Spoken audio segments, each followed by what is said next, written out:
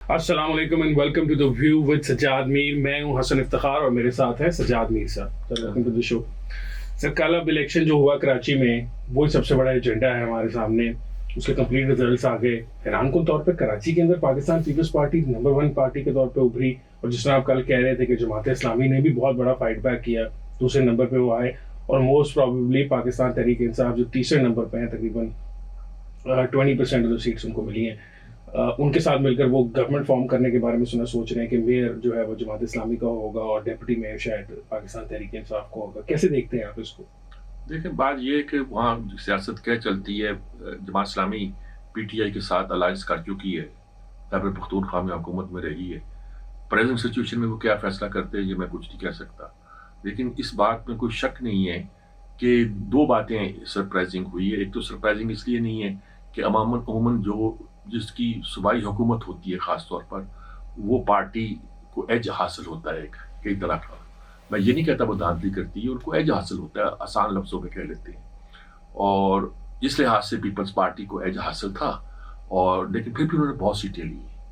वो पहराफेरी की जमात जैसे कल मैंने अर्ज किया था, अब वो लगता है कि कराची में उनका एक मेन स्ट्रीम जमात लग रही है। और ख़ास तौर पर जो उन्होंने कॉन्स्टिट्यूंसीज बनाई है ना, उसके बड़े एक मतलब निकलते हैं जो डिलिमिटेशन हुई है, और जिस पर बहुत सी शिकायतें भी हैं, एमकेएम को भी हैं, जमात इस्लामी को भी हैं, पीटीआई को भी, सबको थी। वो तो एक बात है, लेकिन फिर उसके बावजूद भी ये पता चल गया है कि वहाँ तहरीक इंसाफ जो थी, उनकी वो ग्राउंड पे जो एक ऑर्गेनाइजेशन होती है, वो फुट वर्क, वो जो वर्क होता है, वो नहीं था।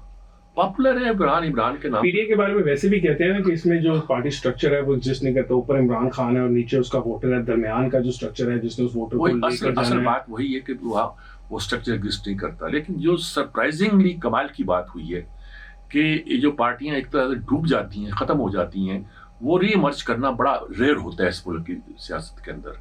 जमात इस्लामी ने कराची में वो कर दिया है, और इसमें मैं हाफिज नईम रहमान और इनकी जो क़यादत अब आई है, मेरे ख्याल में वो मुनव्वर हसन कई तरबियत याफ्ता लोग हैं, उन्होंने मेहनत बहुत की है। और दूसरी, लोगों को ये एहसास हो गया है कि जिन्होंने अपनी बेसिक पार्टी छोड़ के एमकेएम पीपल्स पार्टी में नहीं गए कभी, वो एमकेएम में शिरकत की थी, वो एमकेएम तो अभी डिलीवर नहीं कर रही, वैसे भी मैदान से बाहर थी। और दूसरा, उन्हें ये अंदाज़ा हो गया था कि जो उन्होंने ख्वाब देखे थे कि पीटीआई के साथ जाकर शायद शहर के मसाइल हल कर लेगी, पीपल्स पार्टी को काउंटर कर लेगी, वो ख्वाब भी पूरे नहीं हुए, यानी वो भी अधूरे के अधूरे रह गए। चुनांचे बड़ी खबर वहाँ की ये है कि जमात इस्लामी ने रीएमर्ज किया है, और सीटें सिर्फ 4-6 का 86 वो है, 92 है, और जमात इस्लामी कहती है नहीं, सिंगल मेजॉरिटी पार्टी हम ही है। अगर आपने देखा, उन्होंने शिकायत भी की आज इलेक्शन कमीशन को भी, उन्होंने कहा कि जो इलेक्शन का डिले था, रिजल्ट कर लिए था, वोट पे भी जाएंगे। सेनेट में उन्होंने आज मुश्ताक साहब ने जमात इस्लामी की तरफ से प्रोटेस्ट भी किया और ये कहा कि कराची में इन्होंने इस तरह करने की कोशिश की है। तो जमात का वहाँ रीएमर्ज होना मेरे ख्याल में मुल्क की सियासत के लिए भी बहुत इम्पोर्टेंट हो जाता है।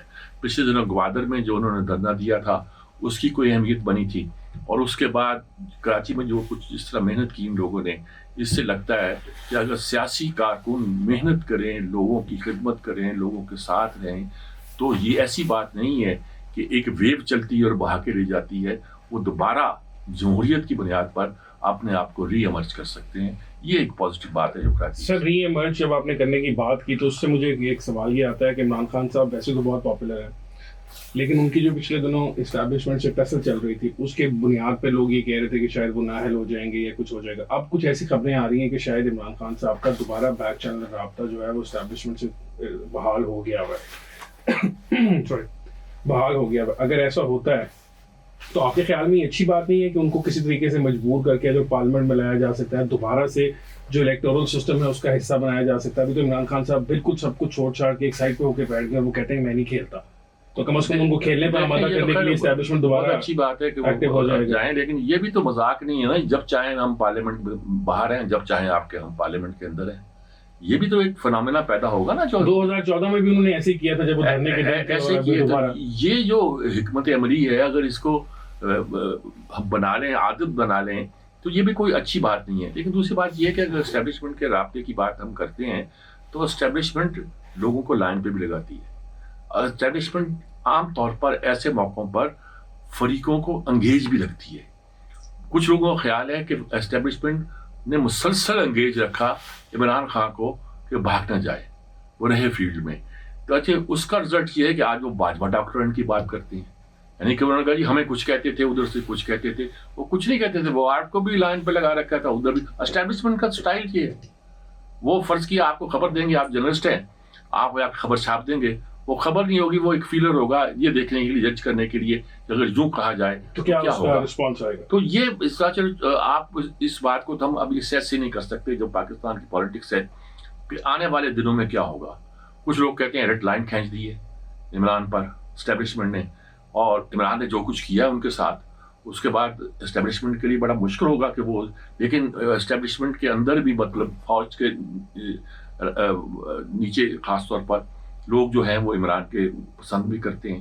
یہ ساری سچویشن ہے, لیکن ملک کے مفاد میں کیا ہے, فوج کیا چاہتی ہے, فلاں کیا چاہتا ہے. مسئلہ یہ ہے کہ اس وقت ہم ملک کے مفاد میں کیا سوچ سکتے ہیں, کیا کرنا چاہیے, یہ کوئی فیصلہ کرے گا کہ نہیں کرے گا. سر عمران خان صاحب تو یہ کہتے ہیں نا کہ ملک کے مفاد یہ کہ مجھے واپس لایا جائے کیونکہ میں موسٹ پاپولر لیڈر ہوں. آپ کا خیال ہے, آپ کا کیا خیال ہے, کوئی اگر آدمی یہ کہے کہ مجھے لے آؤ, یہ ملک کا مفاد ہے, تو اس کی بات مان لینی چاہیے. 2018 کے اندر بھی تو خان صاحب یہی کہہ رہے تھے, تب پاکستان کی اسٹیبلشمنٹ نے ان کو بھرپور سپورٹ کیا, آپ میرے سے بہتر جانتے ہیں جو کچھ کیا گیا. ایک دفعہ پھر دوبارہ چانس دیتے ہیں, ان پہ اتنی انویسٹمنٹ کی ہے نا, ٹائم, ریسورسز, سب کچھ, ویسے تو ہاتھ ایک دم پیچھے کھینچ لینے سے کیا فائدہ. 18 میں جو چانس دیا گیا تھا اس کا انجام کیا ہوا؟ نہیں وہ تو دیکھیں نا کورونا سے پہلے وہ تو کہتے ہیں کہ ان کے پاس اس سارے کے اندر کچھ تھا ہی نہیں, وہ سارا کچھ جو تھا وہ تو پھر لمبی بحث ہے. یہ نون لیگ کی اور ان کی بحث جو ہے نا بڑی لمبی چلتی ہے, لیکن اس میں کوئی شک نہیں ہے کہ سی پیک سے انہوں نے آئی ایم ایف کی طرف واپس جانا چاہا, اور جاتے ہوئے انہیں دقت ہوئی, اور جب گئے تو اتنی بڑی شرائط کے ساتھ گئے ہیں کہ تاریخ عالم میں کبھی ایسا نہیں ہوا جو شرائط پاکستان نے قبول کی ہیں. اور سوائے اس کے کہ آپ کہیں گے ہم ایٹمی پروگرام رول بیک کرتے ہیں, یہ شرائط نہ ماننے کے علاوہ آپ نے کون سی شرط چھوڑی؟ نہیں انہوں نے وہ تو اب جو بات آپ کشمیر پہ نہیں بول رہے تھے, اب میں یہی کہنے لگا ہوں جو باتیں کھل رہی ہیں اس میں مظہر واللہ صاحب نے بھی کارن لکھا تھا پچھلے دنوں جنگ اخبار میں. انہوں نے تو کہا کہ عمران خان صاحب کو باجوہ صاحب کہہ رہے تھے کشمیر کا بھی سودا کر رہے ہیں, اور تو اور وہ اسرائیل کی بھی بات کر رہے تھے کہ انہوں نے باجوہ صاحب نے ان کو اس بات پہ کنونس کرنے کی کوشش کی, اور عمران خان صاحب ڈٹ گئے کہ نہیں بھائی میں نہیں مانتا, قائد اعظم نے کیا کہا تھا. وہ تو اس طرف کی طرف بات جا رہی ہے کہ سب کچھ باجوہ صاحب کروا رہے تھے. باجوہ صاحب نہیں کروا رہے تھے, یا تو پھر آپ کہہ رہے ہیں کہ امریکن اسٹیبلشمنٹ یہ چاہتی تھی. میں تو اس بات کو امریکن اسٹیبلشمنٹ وغیرہ کی بات نہیں کرتا, میں یہ کہتا ہوں کہ آپ کے پاس دو رستے تھے. آپ سی پیک کے رستے پہ چل رہے تھے, آپ کو واپس آئی ایم ایف کے رستے پہ لانا تھا. آپ نے آئی ایم ایف چھوڑ دیا تھا, اسحاق ڈار نے اس کو آئی ایم ایف چھوڑ دیا تھا, اور اس وقت چینی جو تھے وہ چیختے رہے خدا کے لیے یہ نہ کرو. اور پاکستان میں یہ کہا جاتا رہا کہ سی پیک کو رول بیک کر دو, پاکستان میں یہ کہا جاتا رہا کہ اس کو مؤخر کر دو, پاکستان میں یہ کہا جاتا رہا کہ ایسٹ انڈیا کمپنی آ گئی ہے, پاکستان میں یہ کہا جاتا رہا کہ کرپشن ہوئی ہے. یہ ساری باتیں کی گئی نا. اس کا مطلب کیا تھا کہ آپ آئی ایم ایف کی طرف واپس جانا چاہتے ہو. ایک طرف سی پیک تھا, ایک طرف آئی ایم ایف تھا, یہ دو پولز ہیں. آپ اس پر ایسٹ انڈیا کمپنی کون سی ہے آپ کو معلوم ہو جائے گا. یعنی اس وقت تو پاکستان کی معیشت کے لیے East India company I am if he ہے, اور ہم نے اس کو سی پیک کو بنا دیا تھا. بہرحال یہ ایک دوسری بحث ہے. بحث بالکل سمپل یہ ہے کہ عمران کو جب لایا گیا تھا جس حکمت عملی کے تحت, وہ اس میں ایک تو بغض تھا. عمران کو لانے سے پہلے آپ سوچیں نواز شریف کو نکالا گیا تھا. اب تو ثابت ہو رہا ہے نا یہ کہ عمران خان کو نواز شریف کو پلان کے تحت نکالا گیا. یہ بات نظر آنی شروع ہو گئی ہے. جب آپ نے ایک بندے کو نکالا, پھر ایک بندے کو لے کر آئے, پھر آپ نے اس کو نکالا, پھر آپ اس کو قابو نہیں کر سکے, تو اب آپ کیا کریں گے؟ دیکھیں نا, آپ کے خیال میں یہ اسٹیبلشمنٹ کی بہت بڑی ناکامی ہے جو سب کچھ ہوا پچھلے 8 مہینے 9 مہینے کے اندر, کہ عمران خان صاحب جس طرح ان کی طرف واپس ان پر چڑھ دوڑے اسٹیبلشمنٹ کے اوپر, انہوں نے ان کو بنایا اور وہ واپس ان کی طرف چلے گئے. یہ سب سے بڑی ناکامی تو یہی ہے کہ انہیں احساس نہیں ہوا کہ جب نواز شریف نکلا ہوا تھا سڑکوں پر, جی ٹی روڈ پہ نکلا ہوا تھا, تو ہم کہتے تھے کہ آپ سینٹرل پنجاب لوز کر رہے ہیں فوج. اور اب ایسا فیل ہوتا ہے کہ اگر وہ نواز شریف والی سائڈ ہو یا پی ٹی آئی والی سائڈ ہو, دونوں سائڈوں میں اینٹی اسٹیبلشمنٹ ووٹر کے اندر بھی سینٹیمنٹ بہت زیادہ ہے. جی ہاں, اب مسئلہ یہ ہو گیا کہ وہ آپ کر چکے ہیں. سینٹرل پنجاب میں لوگ سوال کرتے ہیں, بہت سے سوالات کرتے ہیں, اور یہ کوئی اچھا نہیں ہوا. یہ صورتحال جو تھی یہ کوئی پاکستان کے حالات میں کوئی پلیزنٹ سچویشن نہیں ہے. لیکن بہرحال یہ مسئلہ یہ ہے کہ یہ مسئلہ آئندہ 2-3 مہینے کے لیے نہیں بلکہ اس کے لمبے عرصے کے لیے ایک کنفیوژن کریٹ کرتا رہے گا. اور یہ الیکشن ہو رہے ہیں کہ نہیں ہو رہے ہیں, ابھی تو یہ مسئلہ ہے نا, کل کو ہو گئے تو ٹھیک ہوئے, غلط ہوئے, فلاں ہوا, جو وہ آ گیا تو وہ سڑکوں پہ دیکھا نا. مولانا فضل الرحمان نے ثابت کیا وہ دھرنا بڑا اچھا دے سکتے ہیں. اب یہ لوگ بھی اگر شامل ہو جائیں گے, کچھ نہ کچھ اور فورسز بھی شامل ہو جائیں گی, اور اگر اسٹیبلشمنٹ نہیں چاہتی تو کوئی اور دیکھیں, لبیک بھی کھڑی ہے, کچھ اور بھی کھڑے ہیں جو نہیں, لیکن لبیک کو بھی کراچی میں جو ووٹ ان کا کم ہوا نا پچھلی بار کی نسبت, وہ تو یہ ہے اسمبلی اور قومی اسمبلی کی سیٹیں جیتنے کی پوزیشن میں تھے, اور وہاں پر کراچی کے اندر اور اس الیکشن کے اندر ان کو بہت تھوڑی سیٹیں ملی, مطلب گراؤنڈ روٹ پہ وہ بھی ان کے ساتھ بھی مسئلہ ہے کہ لیڈرشپ ایگزسٹ کرتی ہے لیکن ووٹر ہے اور درمیان میں لوگ موجود نہیں ہے پارٹی. یہ بھی ہے, لیکن یہ ہے کہ اتنا بڑا جنازہ جتنا خالد رضوی کا تھا شاہی تاریخ میں کسی کا ہوا ہو. لیکن یہ بات طے ہے کہ اس کے باوجود انہوں نے پنجاب میں بھی, یعنی کہ جو پہلا الیکشن جہاں ان کو اور حافظ سعید صاحب کو ٹرائی کیا گیا, 5-7 ہزار ووٹ دیے تھے. اس کے بعد جو الیکشن آتے رہے وہ ایک اسپائلر تو ہیں, کسی کی سیٹ خراب کر سکتے ہیں, لیکن الیکشن جیتنے کی پوزیشن میں ابھی کبھی بھی نہیں آئے. پاپولیرٹی ان کی جو ہے وہ اپنے لوگوں میں نہیں ہے, یعنی جس مسلک کو ریپرزینٹ کرتے ہیں اس مسلک کی اکثریت جو ہے ان کو ووٹ نہیں دے گی. وہ یوزلی جو آپ مسلک کہہ رہے ہیں بریلوی جو مسلک ہے اس کے لوگ یوزلی پولیٹیکل لائنز پر ووٹ دیتے تھے, ریلیجس لائنز پر ووٹ نہیں دیتے تھے. ٹریڈیشنلی ہم یہ دیکھتے ہیں کہ وہ سیاسی جماعتوں کو ووٹ دینا پریفر کرتے ہیں بنسبت جس طرح JUIF ہے یا جماعت اسلامی ہے, ان کا جو ووٹر ہے وہ نظریاتی طور پر ان کے ساتھ تو ہے یا ان کا ریلیجس بھی آپس میں میچ ہے, لیکن یہاں پر نہیں دیتے. اچھا سر, پرویز الہی صاحب جو ہے وہ اپنی جتنی بھی ان کی مسلم لیگ قائد اعظم ہے وہ لے کر پاکستان تحریک انصاف میں ضم ہونے جا رہے ہیں. آپ کے خیال میں یہ اچھا فیصلہ ہے پرویز الہی صاحب کا, اپنی انڈیویجول شناخت ختم کر کے پارٹی کے ساتھ PTI کے ساتھ؟ یہ جو پرویز الہی صاحب جس لیگیسی کو لے کے چلے ہیں ظہور الہی والی, اس کے لحاظ سے تو اچھا نہیں ہے. لیکن مونس الہی کا تو یہی فیصلہ ہے. اب مونس اور سالک کی لڑائی ہونی ہے نا جی, شجاعت اور پرویز الہی جو کچھ کر رہے ہیں اپنے بیٹوں کے لیے کر رہے ہیں. اب دیکھیے یہ ہم عجیب و غریب صورتحال ہے. شریفوں پر یہ الزام ہے کہ مریم کے لیے اور حمزہ کے لیے کر رہے ہیں. اب ان چودھریوں پر الزام آ گیا کہ اگلی جنریشن آ گئی, ان پر انہوں نے سارے خاندان کی لیگیسی کو ختم کر دیا. یہ بات تو دیکھنے والی ہے ہمارے لیے کہ ہم آخر ابو کیوں نہیں ہو جاتے اس سے. یعنی کہ اب ہو یہ گیا ہے کہ جوانوں کو پیروں کا استاد کر, اگر پازیٹیولی کہا جائے کہ مونس الہی جو ہے وہ فیملی کو لے کے چل رہے ہیں, ہانک رہا ہے, جس طرح بھی کر رہا ہے, جو بھی کر رہا ہے لے کے چل رہے ہیں یا کیا کر رہے ہیں ابھی تو پتہ چلے گا. لیکن نا سیاست صرف بلاول کا نام نہیں ہے. سیاست کے پیچھے زرزاری کی جوڑ توڑ کی صلاحیتیں, رابطے, فلانا, یہ اسٹیبلشمنٹ سے رابطے, سیاستدانوں سے رابطے, بہت کچھ ہے جو ابھی بلاول کو سیکھنا ہے. مونس الہی کو بھی ابھی بہت کچھ سیاست میں آ کے سیکھنا ہوگا.